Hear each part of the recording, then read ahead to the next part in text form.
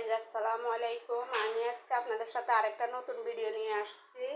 আমি রুনা হুসাইন। আজকে কিভাবে মাছের তেল ভুনা করতে হয় আমি আপনাদের সাথে শেয়ার করব। আজকে আমি প্রথমে তেল দিয়ে দিলাম কড়াইতে।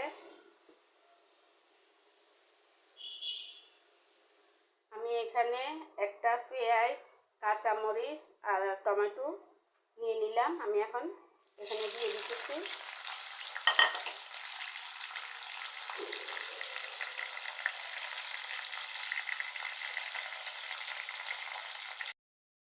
আমি এখানে লবণ দিয়ে দিব। প্রথমে লবণ দিয়ে দিব টমেটোটা গলার জন্য। লবণ দিয়ে দিলাম। আমি এখন একটু নেড়ে চেড়ে নিব।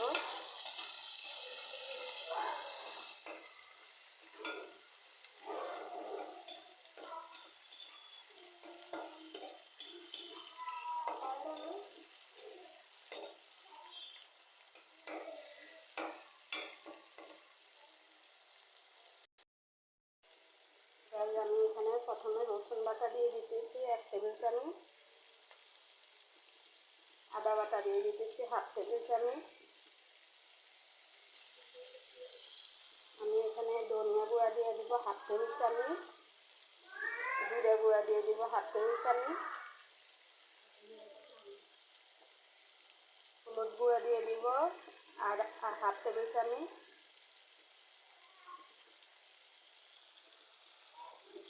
মরিচের গুঁড়া দিয়ে দিব।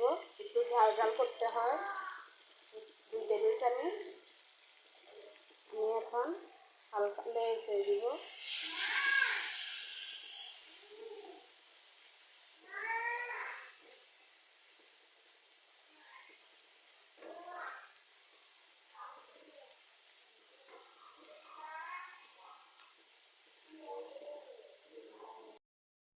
আমি একটু পানি দিয়ে দিব মশলাটা কষানোর জন্য।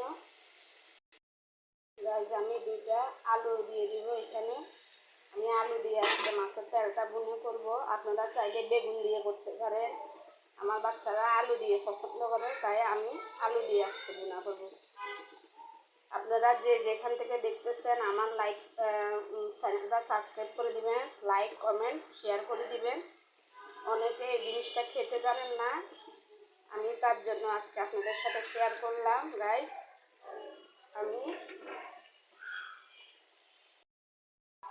আলুটা কষানোর জন্য আমি 5 মিনিটের জন্য ঢেকে দিব। আমি 5 মিনিট পরে আবার ঢাকনাটা উঠিয়ে নিলাম। আমার আলুটা কষানো হচ্ছে। আমি আলু কষানোর সাথে এই মাছের পেটিটা দিয়ে দিব, মাছের তেলটা দিয়ে দিব। এখন এটা একটু কষিয়ে নিব। আমি যেটা বাজার থেকে কিনে আনছি, এটা আমি মাঝে মধ্যে খাই, আমার বাচ্চারা পছন্দ করে। আপনারাও এভাবে খেয়ে দেখবেন, অনেক পছন্দ। এই জিনিসটা অনেক মজা, অনেক সুস্বাদু।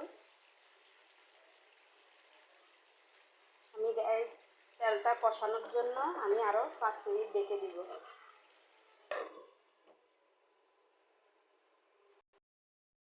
আমি 5 মিনিট পরে আবার ঢাকনাটা উঠালাম।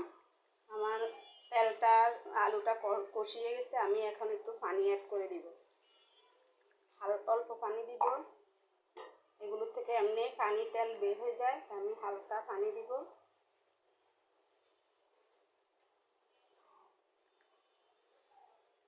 হালকা পানি দিয়ে দিলাম। আমি আরও 10 মিনিটের জন্য ঢাকনাটা দিয়ে দিব। আমি 10 মিনিট পরে আবার ঢাকনাটা উঠালাম। আমার ভুনাটা হয়ে গেছে। আমি এখন ধনিয়া পাতা দিয়ে দিব। আমি বিলাতি ধনিয়া পাতা ইউজ করতেছি।